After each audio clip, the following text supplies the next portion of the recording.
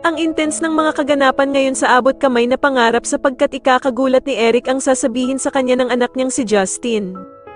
Dito nga dahil sa tulong ni Annalyn ay tuluyan nang lalambot ang puso ni Justin at maawa na nga ito sa ina niyang si Giselle, kaya naman ay mapagdedesisyonan niya ngang hindi na sumama sa ama niyang si Eric pabalik ng US.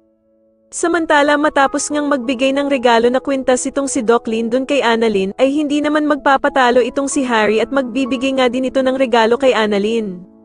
Matapos nga ang naging performance nila Annalyn at Justin, ay masusupresa itong si Annalyn dahil nga sa gagawing surprise message ni Harry habang nakasuot ito ng Santa Claus.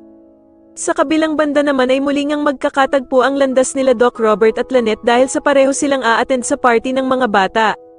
Manghihinayang naman itong si Doc Robert dahil sa hindi nga daw makikita ng ama niyang si Don Pepe ang kanyang mga apo, na sila Annalyn at Justin na magkasamang gumawa ng party. Pero ko-comfort naman siya ni Lynette at sasabihing may pag-asa pa naman daw na makita ni Don Pepe ang kanyang mga apo dahil sa buhay pa naman daw ito. Subalit mukhang nawawala na nga ng pag-asa itong si Doc Robert at sasagutin niya nga si Lynette na kung paano nga daw kung hindi na daw tuluyang magising ang ama niyang si Don Pepe.